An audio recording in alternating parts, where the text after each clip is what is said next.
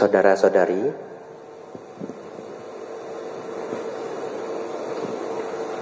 tahun ini saya wasa ke-8 ya. Wasa artinya musim hujan ya. Ada Romo Ishak, lama tidak jumpa ya. Yang artinya menjadi biku sudah melewati 8 musim hujan ya. Tapi samaneranya 2 tahun, jadi sudah 10 tahun. Sepertinya ini ceramah terakhir saya sebelum masuk wasa ya. Jadi sudah saya kosongkan sampai masuk wasa. Tinggal ada pelajaran pabaja ya. Tapi kalau pabaja kan bukan ceramah tapi kelas ya. Kalau ditanya, kenapa Bante ini ceramah terakhir? Sudah habis ilmunya Bapak Ibu ya. Ilmu saya sudah habis ya. Jadi selama 3 tahun ceramah tidak berhenti, habis ilmunya ya. Jadi mau ceramah apa lagi tidak tahu. Semua sudah ada di YouTube ya. Anda cari saja ya. Oleh karena itu saya harus masuk wasa dulu. Tahun ini ingin sekali saya fokus mengulas Anguttara Nikaya, Dhammapada dan Sutta Nipata ya. Itu PR saya tahun ini. Nah, menarik, Anguttara Nikaya itu sangat menarik. Banyak sekali nasihat Sang Buddha untuk umat awam, kehidupan sehari-hari ya. Selama ini tidak begitu saya fokuskan karena banyak nasihatnya untuk umat. Sedangkan saya butuh nasihat untuk saya ya, pertapa. Dan itu banyak di Majjhima Nikaya, nama bukunya ya. Anda ndak pernah dengar, ndak apa-apa. Dengar sekali, 2 kali, 3 kali, nanti makin merasa tahu ya. Bapak Ibu Saudara, oleh karena itu tadi saya berpikir, kalau begitu kelas sore hari ini saya tanya jawab aja. Saya mikir begitu ya. Tapi saya mikir lagi, kalau langsung dimulai tanya jawab, mungkin ada yang sedikit kecewa. Aduh, sudah nunggu kelas Bantenya datang sia-sia. Belum tentu yang nanya itu pas sama yang diinginkan semua orang ya. Kadangkala bisa aja masuk pertanyaan pertama nggak kena, pertanyaan kedua nggak kena ya, pertanyaan ketiga nggak kena. Karena kebutuhan setiap orang berbeda-beda. Jadi Bapak Ibu Saudara, kita tetap akan tanya jawab. Tapi saya ceritakan dulu apa yang menurut saya baik ya untuk dibagikan. Random. Terpikir apa yang bagus, saya sampaikan. Yang pertama, ini problem yang sering saya dapatkan akhir-akhir ini ya, yaitu apa? Orang tua yang sulit mengendalikan anaknya, gitu ya. Sulit mengendalikannya berbagai macam rupa. Ada yang jadi bandel, ada yang gak bandel, tapi kurang sayang orang tuanya. Dia mah biasa-biasa aja, oke-oke aja ya, tapi kurang sayang orang tuanya. Ada yang jadi bandel, ada yang kurang sayang, dan yang lainnya.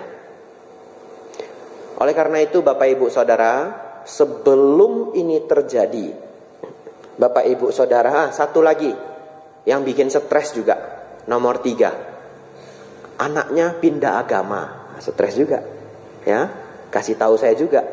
Nah, jadi sebelum ini terjadi di Bapak Ibu Saudara, Anda fokus dengerin saya ya. Yang pertama,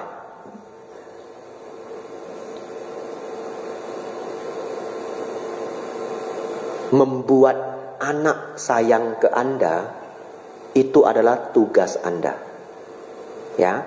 Saya ulangi ya, membuat anak Anda sayang ke Anda itu tugas Anda.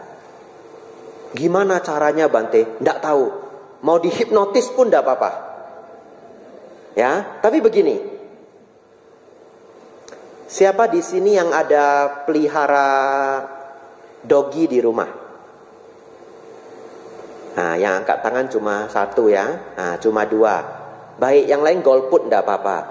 Saya yakin lah pasti ada lah di rumahnya anjingnya. Nggak mungkin nggak ada ya. Ya, tapi sedih juga ya, di Batam nggak ada yang mau dukung saya. Ini kalau saya pemilu kalah saya. Yang bantu saya cuma 3 orang tadi ya. Ya, terima kasih yang sudah bantu Anda. Semoga hoki Anda sangat besar. Ya. Ini real story loh. Saya pernah dijemput oleh umat pulang dari kota lain jam 11.30 malam. Real story. Bukan di Indonesia, saya sedang di luar negeri. Ya, tidak saya sebut negerinya. Nanti Anda anggap saya pamer. Saya tidak mau sebut, tapi jauh. Saya pulang dari luar kota Bapak Ibu.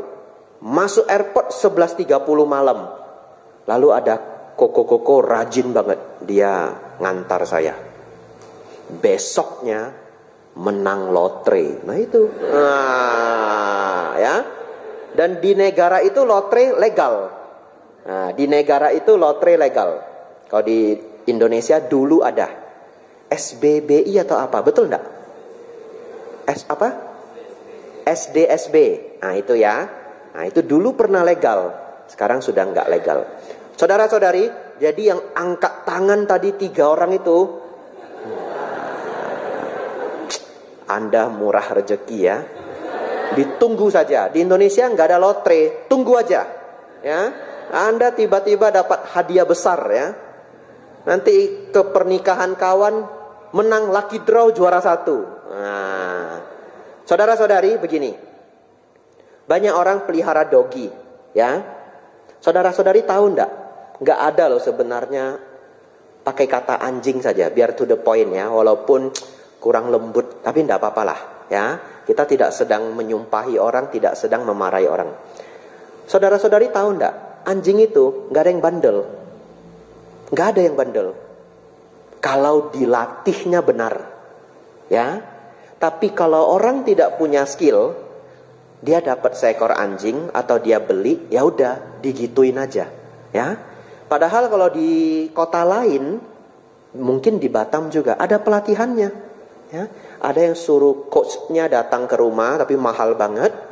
Ada yang dititipkan 3 bulan. Ya, yang salah satu the best itu di Bandung.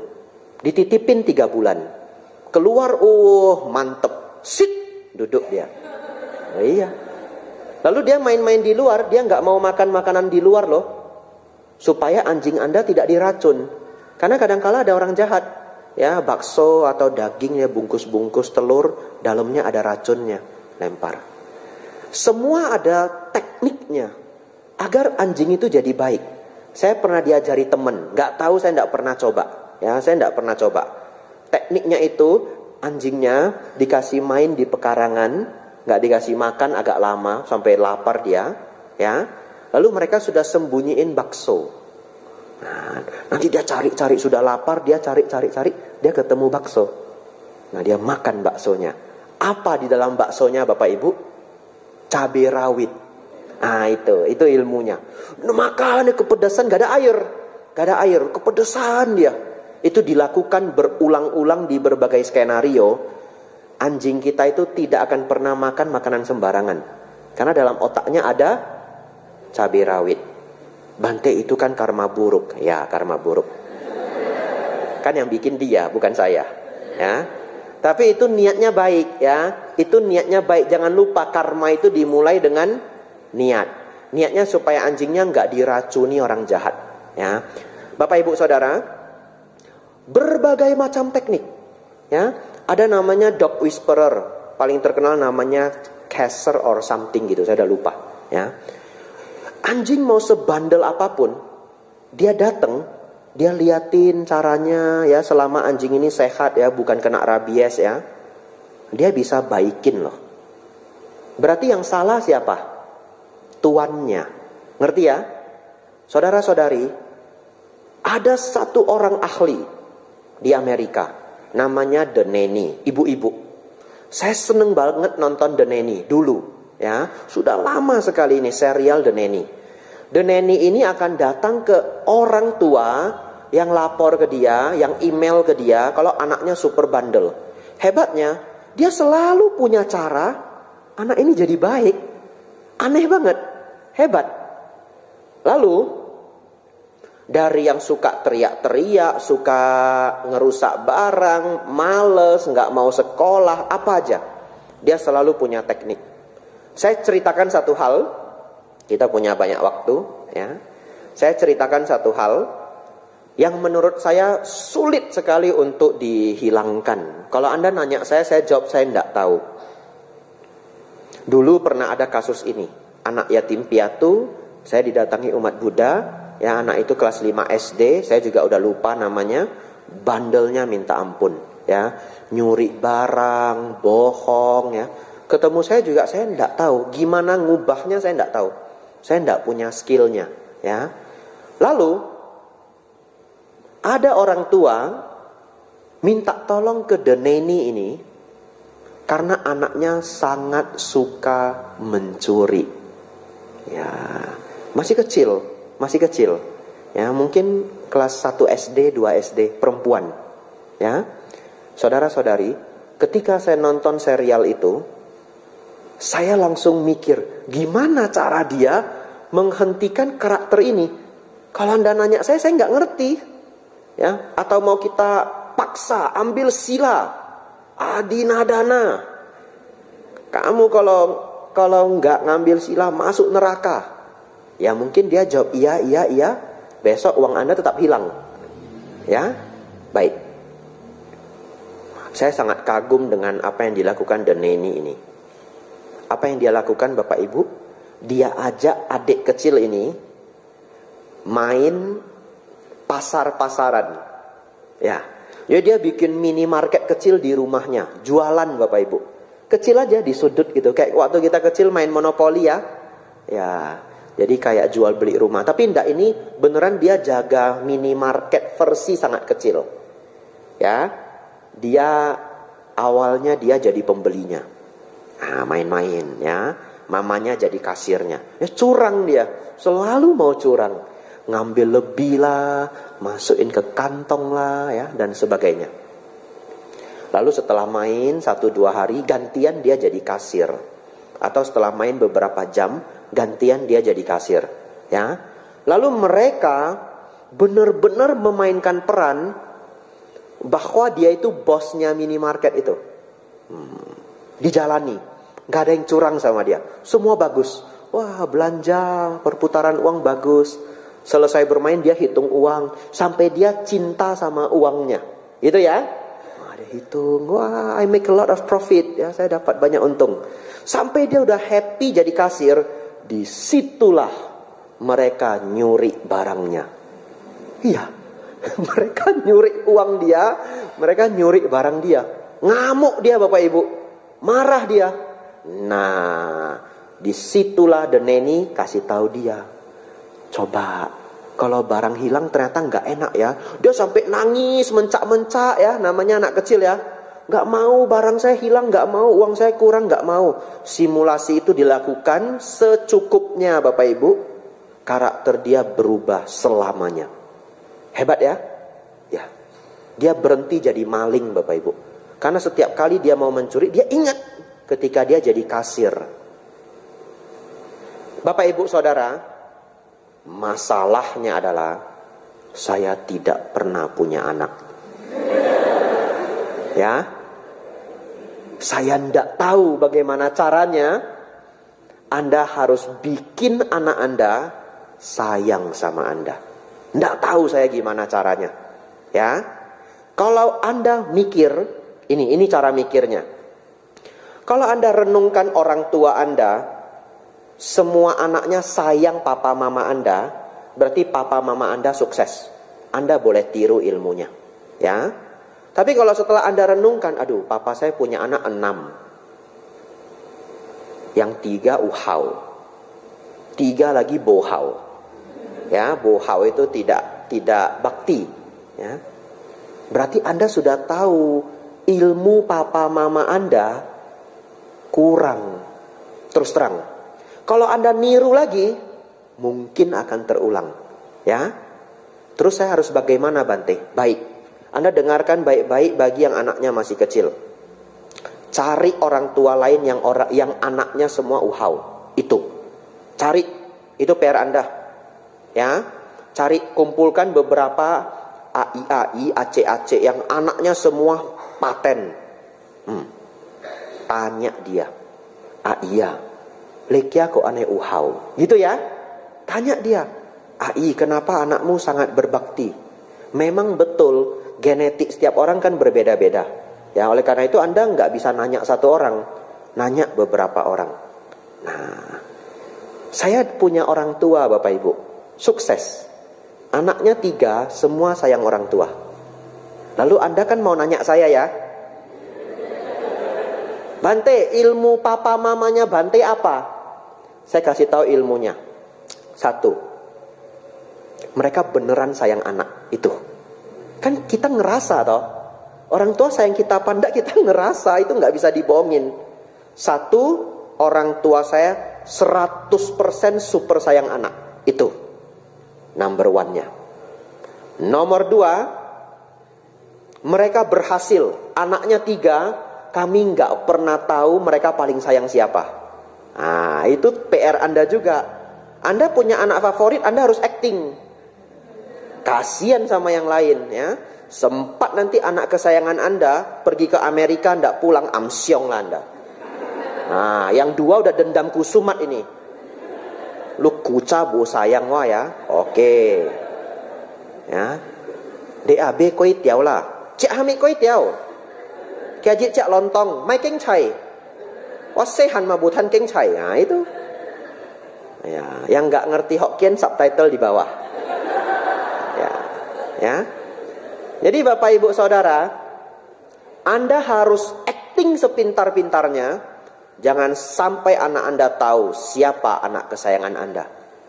Dan Anda harus, nggak tahu kalau papa mama saya acting atau tulus, nggak tahu. Tapi mereka hebat banget. Semua anak merasa dia anak kesayangan. Ngerti enggak? Hebat banget. Saya juga merasa saya anak kesayangan. Dedek saya merasa dia anak kesayangan. Ya, semuanya merasa dia anak kesayangan. Nah, semua sayang mereka. Nah, jadi ketika 2 anak yang lain gak ada, mama saya bisa keluarin menu yang enak banget gitu ya. Kayak seakan-akan cici dedek botan gitu. Iya. Padahal nanti kalau saya gak ada, mungkin itu ilmunya sama. Ya, dia keluarin buah gitu, kasih dedek, koko botan, cici botan, ganti-gantian aja. Ya, semuanya merasa parents sayang sama kita. Itu ilmu yang anak Anda masih kecil ya. Ini ilmu dari parents saya. Saya nggak tahu, Anda kumpulkan ilmu lain. Lanjut. Ini ilmu bagus juga. Dari mama saya. Mama saya sangat jago menghipnotis anaknya. Iya. Saya sudah dihipnotis ini dari kecil nih. Gimana caranya? Mama saya sering ceritakan orang-orang yang sangat sukses karena sayang orang tua. Ya, jadi dari kecil saya udah dikasih tahu, kalau ai sengkong, ai sayang pebu. Nah itu. Kalau mau sukses sayang orang tua. Dan ditunjukin, ini lihat. Dia sayang banget sama mamanya kan. Itu aku, itu gang itu.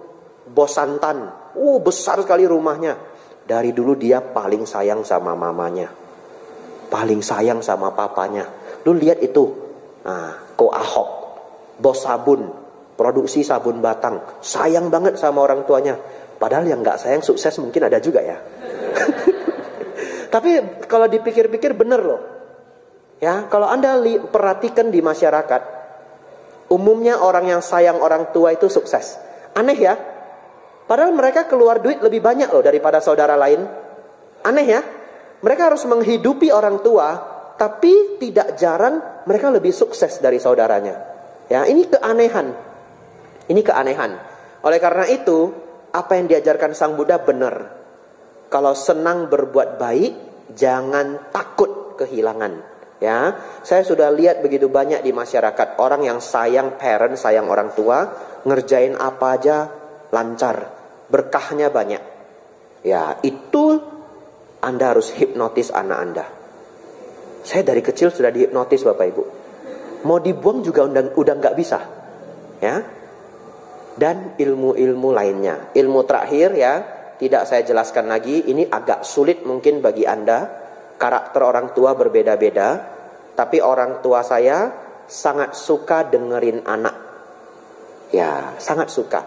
Jadi saya bisa ingat waktu saya kecil, kalau saya ngobrol sama mama saya, dia dengerin loh 1 jam, 2 jam, sambil kupas apel. Ya, mama saya kupas apel, saya ceritain di sekolah kayak gini, kayak gitu, kayak gini, kayak gitu. Dia kupas apel, kasih saya apel, ya, kupas buah tiap hari harus makan buah. Dan mama saya pinter, dia kupas di depan kita. Jadi kita harus makan. Kalau Anda taruh di kulkas, anak kecil enggak makan. Ya, dia kupas di depan kita, kan kita mau makan. Ya, nah ini saya enggak tahu teknik orang tua Anda. Nah, saudara-saudari, papa saya juga selalu dengerin anak. Jadi kalau Anda ingin anak Anda jadi orang pemberani di masyarakat, dengerin dia. Kalau setiap kali anak kecil itu ngomong, Anda tolak ide dia, Anda tolak ide dia, ya dia nggak mau ngomong. Ya, dia nggak mau ngomong. Baik.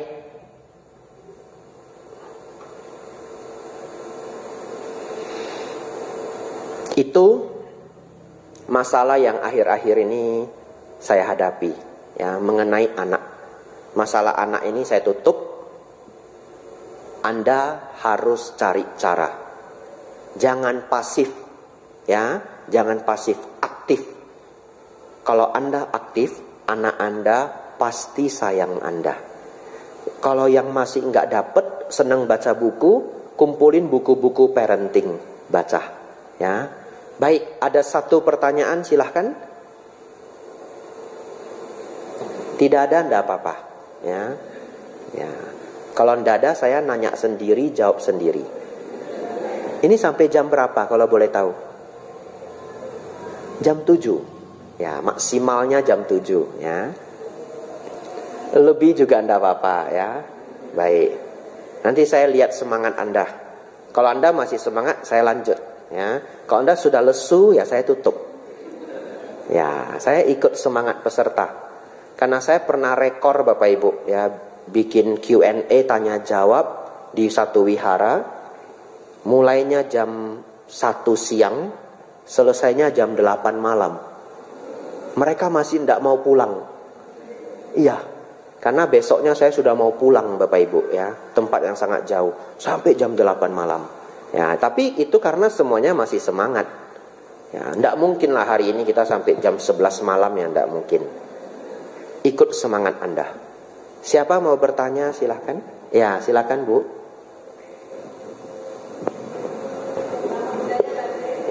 Ditunggu mic-nya, ya.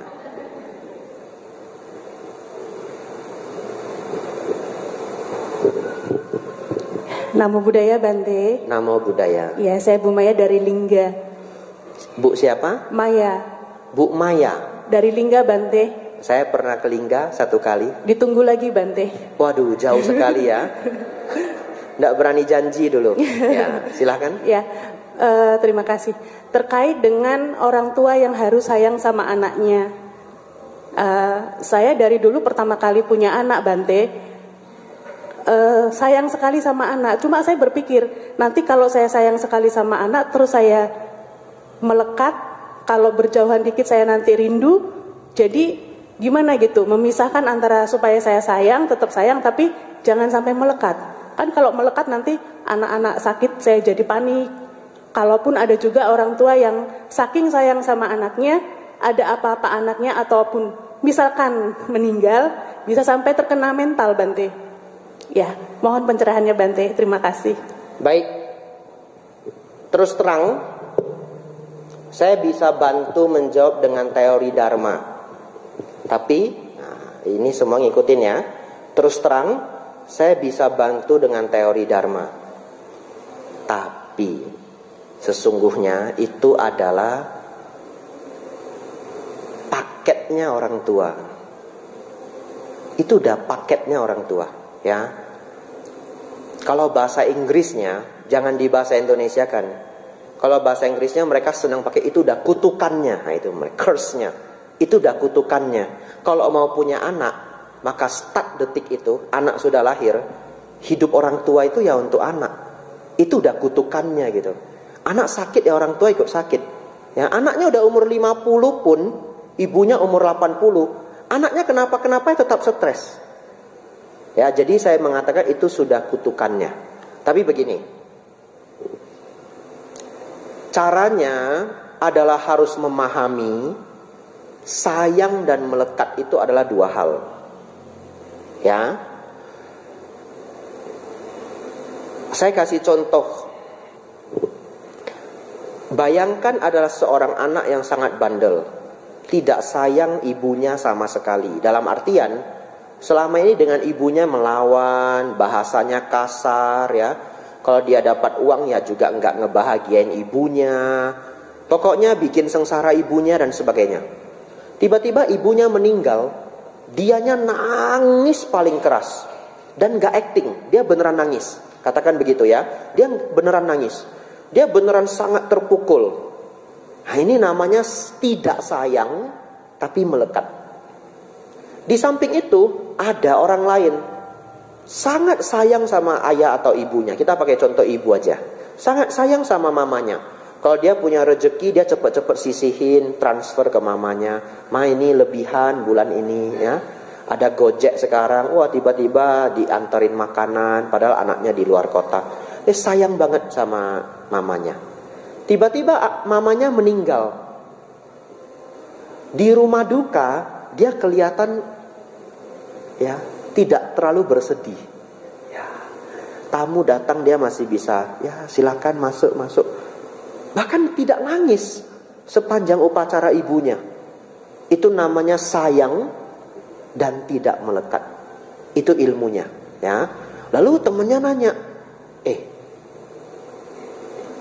ibumu meninggal kamu kok tidak nangis? Dia jawab, sebenarnya ya saya nangis juga sebentar. Tapi saya mikir, saya sudah sangat membahagiakan ibu saya selama ini. Nah saya pikir tugas saya sebagai anak sudah bagus. Tidak ada penyesalan. Ya semua orang pasti akhirnya tutup usia. Ya anicah, saya mengerti hal itu. Nah jadi dari dua simulasi ini, tugas kita adalah menjadi anak nomor 2. Sayang, tapi tidak melekat. Kalau ibu nanya lagi, caranya gimana Bante? Caranya adalah banyak belajar Dharma. Itu tidak mungkin. Dharma 10 menit bisa bikin kita tidak melekat. Tidak mungkin. Harus pelajari semua ajaran Buddha yang bagus-bagus. Anicca, Dukkha, Anatta, 4 kebenaran mulia, Athalokadama, ya, mengerti jalan mulia berunsur 8, mengerti kisah-kisah hidup Sang Buddha ketika bertemu kisah Gotami, seorang ibu yang kehilangan anak bayinya. Nah itu adalah perjalanan tahunan Bu. Ya, jadi tipsnya adalah ibu sering dengerin ceramah Bante Panyawaro, Bante Utamo. Kalau bisa dijadwalin. Ya, cari 1 hari, seminggu sekali dengerin. Seminggu sekali dengerin. Ya, cari aja yang viewsnya banyak dulu. Nah, denger yang viewsnya banyak dulu. Nah, lama-lama ilmu-ilmu dari kedua beliau itu masuk ke kita. Nah, disitulah kita bisa mengurangi kemelekatan. Ya, jadi mengurangi kemelekatan itu perjalanan yang cukup panjang. Ya, tapi saya yakin kalau ibu sampai sudah bisa nanya pertanyaan ini, sesungguhnya kemelekatan ibu pun sudah berkurang. Tidak seperti orang pada umumnya. Dan kembali lagi, kalau ibu ngasih tahu saya, tapi Bante, kalau anak saya sakit, saya tetap stres. Ya, itu sudah paketnya. Gak ada lah orang tua gak stres kalau anaknya sakit. Ya, gak ada. Menurut saya gak ada. Kalau ada, namanya gak sayang. Simple aja. Ya. Jadi ibu stres ketika anak ibu sakit, ada baiknya. Loh, baiknya apa Bante? Anak Anda jadi tahu mama saya begitu sayang dengan saya.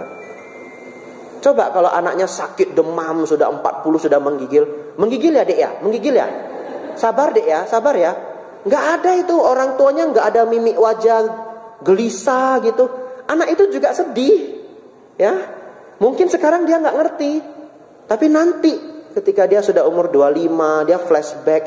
Kayak dulu saya sakit, mama saya nggak peduliin saya loh. Padahal ibu stres juga. Cuma mau mempraktekkan ilmu tidak melekat ini. Ngerti ya? Jadi saya malah khawatir. Khawatirnya adalah menunjukkan rasa sayang ke anak itu juga perlu. Itu body language yang akan dia tangkap. Ya. Ya, itu sejauh yang bisa saya jawab. Semoga dicerna dengan kebijaksanaan. Terakhir, kalau ibu berpikir mau kemelekatannya nol bulat, arahat. Ya, arahat. Ibu nanya saya sebagai ibu perumah tangga yang punya anak. Wah, itu jauh. Kurangi aja kemelekatannya 40% sudah bagus. Ya, 50% sudah bagus. Ya, anumodana pertanyaannya. Ya. Baik, Anda siap-siap dengan pertanyaan berikutnya, tapi saya masuk dulu satu pertanyaan bagus ya. Akhir-akhir ini saya juga dapat masalah ini dari umat yang kontak saya. Tapi ini persentasenya sedikit. Artinya kalau saya membahas ini mungkin hanya membantu 10% dari orang di ruangan ini. 90%-nya merasa nggak penting, nggak penting. Begitu ya. Tapi Anda berdana waktu. Anda dengarkan baik-baik, karena kita tidak tahu siapa yang 10% itu. Begitu ya. Jadi kalau Anda tidak butuh pun, Anda jadikan ilmu. Apa itu Bante? Depresi. Ya. Jadi akhir-akhir ini banyak yang nanya chat saya dan mengalami depresi di range umur yang sangat beragam. Umur apa aja ada, ya, muda banget sampai yang agak berumur. Saudara-saudari, minum dulu ya.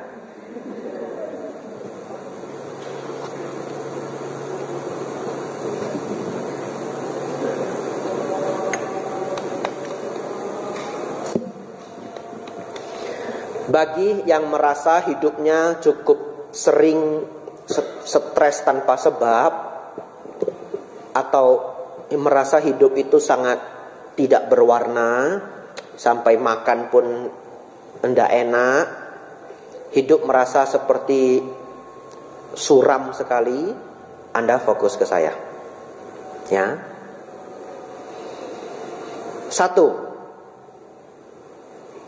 Saya kasih solusi yang sangat komprehensif. Komprehensif itu lengkap, ya.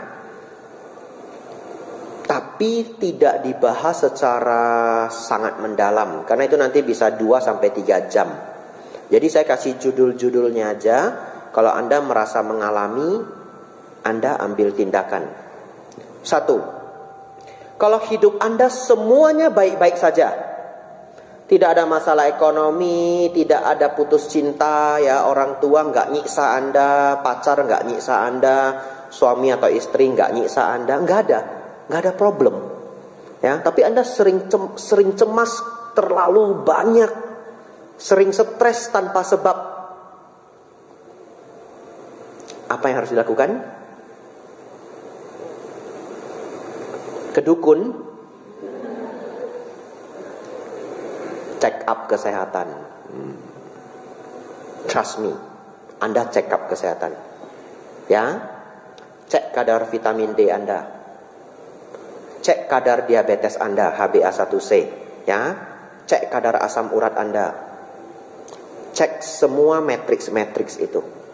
Kenapa? Kalau badan Anda rusak, nggak ada sebab dia stres, Bapak Ibu. Itu sinyal badan. Ya, tidak percaya cek Google. Sekarang ada chat GPT. Tanya coba, apakah asam urat menyebabkan depresi? Nggak percaya tanya. Ya, kalau pakai bahasa Indonesia tidak keluar, pakai bahasa Inggris. Ya, asam urat itu GOUT, GOUT. Ya, apakah GOUT itu cause depression? Anda tanya. Jawabannya ya, saya sudah cek. Nah ya, saya sudah cek. Jadi kalau hidup semua baik-baik aja, Anda cek darah di lab ya. Ceknya di lab, jangan di rumah tetangga pakai alat itu yang udah mau rusak lagi. Ya. Tolong cek di lab ya. Ya. Asam urat Anda 11, 12. Bagaimana badannya nggak stres?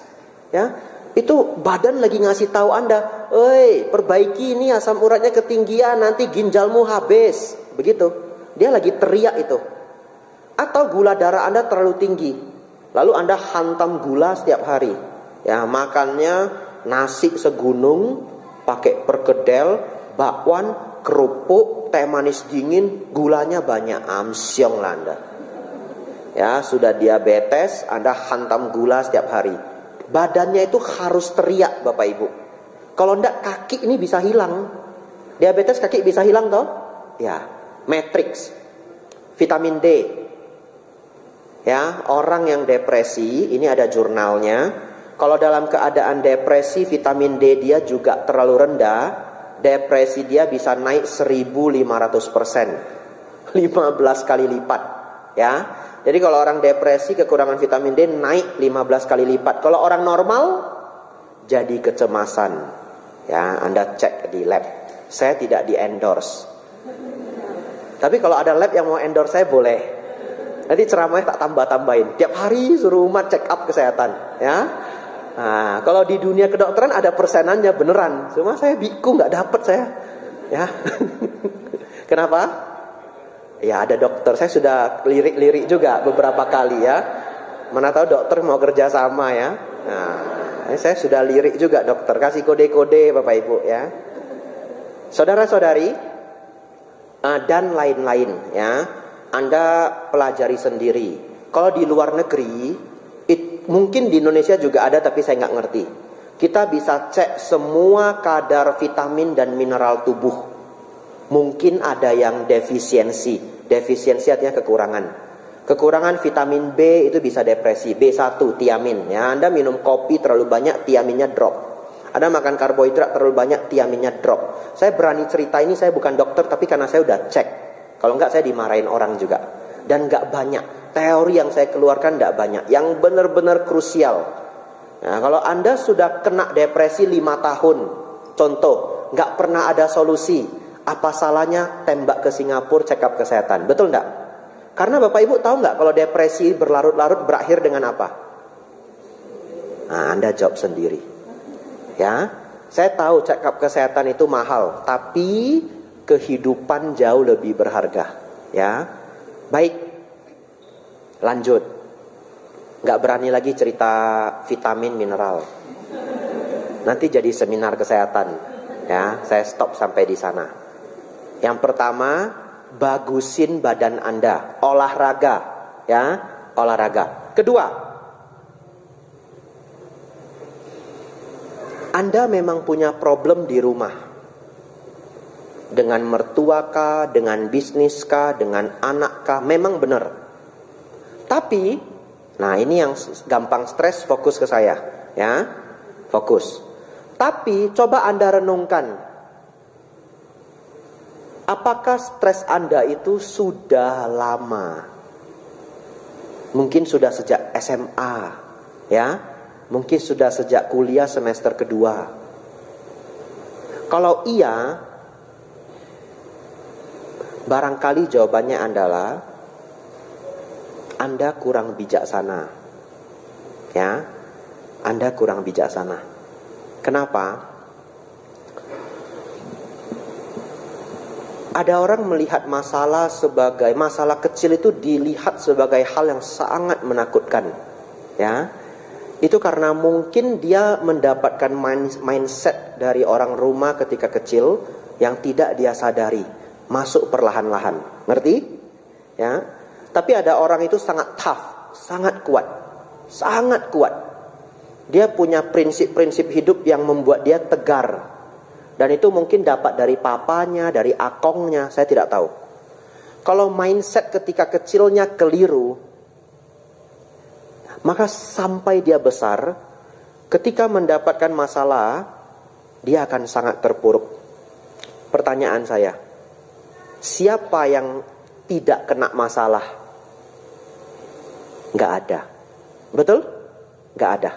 Jadi kalau dia ceritakan, saya sudah stres 15 tahun. Kok bisa? Rumah saya banyak masalah. Masalah apa? Anak saya kalau nggak disuruh belajar, nggak mau belajar. Main game. Rankingnya gimana? Oke sih ranking 15, tapi kan kayak aneh gitu. Harusnya dia belajar. Sebenarnya itu kan umum. Ngerti ya? Itu masalah umum. Pertanyaannya, kenapa orang tua lain tidak stres? Kenapa dia stres? Berarti yang salah adalah cara berpikirnya. Ya. Kalau Anda berpikir bahwa rumah Anda banyak masalah, percaya saya, orang yang jadi pengusaha cabangnya 15 itu masalahnya lebih banyak. Percaya saya. Ya. Oleh karena itu, kalau masalah Anda adalah mindset, obatnya apa, Bante? Dharma dan orang bijaksana. Ya. Dharma, Anda datang ke wihara. Ya, atau Anda nonton di YouTube. Saya sangat sering sharing mindset sengaja. Ya, supaya ada manfaatnya saudara datang ke wihara. Mindset Anda jadi tough, jadi kuat. Yang kedua, deket-deket sama orang bijaksana. Cari orang bijaksana di lingkungan Anda, deket-deketin. Nanti mindset dia nular. Dan mindset itu sangat penting. Contoh, waktu saya kecil, saya sangat dekat sama kuku saya. Dia pengusaha ikan asin. Ya, satu ketika kami pergi ke mall belanja buku tulis. Sampai di rumah, buku tulisnya kurang. Kita belanjanya 5, struknya 5, di dalam plastiknya 4, kurang 1. Kalau mindset dari rumah saya, kita hanya menerima kesialan itu. Aduh, ini lagi sial kah? Lagi apakah? Kayaknya kita ditipu sama pegawainya. Apalah, ngerti? Paman saya beda. Paman saya beda. Dia bilang ke saya, ayo kita pergi minta. Iya. Aku kuilew mana elewa. Kan udah dibuka plastiknya toh. Apa buktinya buku kita kurang? Paman saya bilang apa? Kalau bosa lah menkia. Itu. Kalau memang kita ndak salah jangan takut. Balik loh kita pergi minta. Saya nggak pernah dapat situasi begitu. Ya, tapi paman saya bos distributor ikan asin besar usahanya. Saya diajak balik. Jadi Bapak Ibu tahu ndak? Sepanjang jalan saya ketakutan. Iya. Saya aqua. Beokin nih mic-nya. Saya aqua. Lang bosa lah mic-nya. Dia ulang-ulang gitu. Ya udah saya nggak berani nanya lagi. Ikut aja saya. Naik ke Medan Mall ya kan. Pusat pasar ya kalau ada yang orang Medan di sini ya. Ah, pusat pasar ada Medan Mall. Malam-malam Bapak Ibu balik kita. Datang ke pegawainya. Lalu saya bilang gini. Bang, ini kurang ini. Coba cek. Padahal mau cek gimana ngeceknya itu udah pasti udah dibuka. Pegawainya gantiin loh Bapak Ibu. Saya shock juga. Wah, Jinho ya aku. Saya shock juga. Digantiin. Minta maaf lagi karyawannya. Udah selesai. Iya. Kalau dulu saya anggap itu kesialan. Sejak itu mindset saya berubah. Yaitu apa? Bosalah, mic-nya lang. Anda ganggulah saya, datang saya Bapak Ibu. Kalau saya nggak salah, datang saya nanyain Anda, ini kenapa begitu? Iya, mindset itu saya dapat dari paman saya. Seumur hidup saya tidak lupa. Mungkin saya masih kelas 3 SD. Ya, jadi itulah kata Sang Buddha, deket-deket sama orang bijaksana. Dan ilmu itu banyak di dunia ini. Ya, Anda cari teman Anda yang wise, deket-deket sama dia. Lanjut. Jadi kalau yang mindsetnya keliru, banyak belajar dharma, ikutin channel-channel orang hebat, ya. Banyak channel-channel di YouTube orang-orang bagus, orang-orang hebat, ya. Tapi saya tidak mau menyampaikan Ya, karena saya sedang mengajar Dharma ya Bapak Ibu ya. Anda cari sendiri orang-orang sukses di YouTube, dengerin mereka, mindset mereka nular. Terakhir, menurut seorang dokter saraf, ada videonya di YouTube, depresi itu genetik. Ya, depresi itu genetik.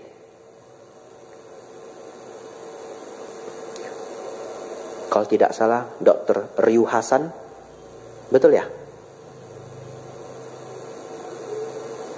Dokter bedah saraf yang terkenal di YouTube, siapa namanya?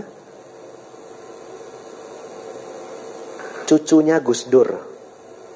Nah, cari sendiri. Ya, cari sendiri. Dokter hebat, dokter bedah saraf. Dokter ini mengatakan, Anda cari aja di YouTube mengenai depresi, ya. Dokter itu mengatakan depresi itu genetik. Ya, dan 1 dari 4 orang di dunia ini pernah mengalami depresi ringan. Ya. 1 dari 4 orang pernah mengalami depresi ringan sembuh. Tapi kalau seseorang kena depresi dalam kedokteran itu genetik. Kalau genetik artinya apa? Artinya sial. Ini kata dokternya. Artinya sial, kayak nggak bisa dijelaskan sebabnya, kayak genetik toh. Coba, ada di sini yang alergi udang ada? Ah, ada 1 ya. Coba jelaskan. Kenapa bisa alergi udang? Nggak tahu ya. Ya, di kedokteran ya namanya bomiacuy ya. Nah, ya, namanya bomiacuy. Kalau di Dharma namanya karma buruk lampau. Ya, kalau Dharma karma buruk lampau. Jadi saudara-saudari, memang ada beberapa orang mengalami ketidakstabilan hormon. Hormon nggak bisa dilawan. Ya, hormon nggak bisa dilawan. Diabetes gangguan hormon, insulin. Ya, susah tidur gangguan hormon. Hormon sangat sulit dilawan. Oleh karena itu, kalau orang ini mengalami imbalance, tidak stabil hormon-hormon kebahagiaan, ya dia stres. Ya, hormon kebahagiaan apa Bante? Dopamin, endorfin, GABA, dan lain-lain. Solusinya apa? Kalau saya ya merujuk Anda ke profesional. Ya, itu sudah yang paling benar secara ilmu pengetahuan. Profesionalnya siapa? Psikiater. Ya, kalau sudah coba berbagai macam cara tidak sembuh, cari psikiater yang bagus. Ya, mungkin ya kalau saran saya, Anda bisa cari psikiater yang satu suku. Ya, karena masalah pribadi itu kan kadang ada cerita kesukuan. Contoh Anda cerita sama psikiaternya, Anda berantem gara-gara kuburan. Ya, di rumah berantem gara-gara akongkong acoy bong besai jalai ganggu. Keramik pecah nggak boleh diganggu. Kalau ganggu 7 turunan bisa sial kan katanya begitu ya. Lalu Anda perbaiki kuburan itu, berantemlah satu rumah. Nah, kalau dokternya tidak mengerti itu, ya dia anggap itu bukan satu masalah besar. Ya. Atau pilihan kedua, ya Anda cari aja dokter paling pintar di tempat Anda. Ya, psikiater Bapak Ibu. Ini direkam juga. Jadi ini saran untuk semuanya. Saya mengerti barangkali tidak ada yang depresi di ruangan ini. Ya, Anda berdana waktu untuk banyak orang. Sudah 18.30 Bapak Ibu.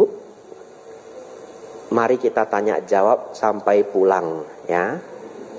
Ya, saya bahas depresi cukup lama, Bapak Ibu sudah bosan juga ya. Mungkin ada yang dalam hati sudah berpikir begini, Bante bahas depresi, walaupun pengen depresi gitu. Ya, saya lihat Anda kok jadi kelam gitu ya. Waduh, salah topik ini saya ya. Ya, harusnya saya bahasnya hoki gitu ya. Wah, semua jadi happy lagi. Silahkan, kita punya 30 menit. Nah, Ibu silahkan.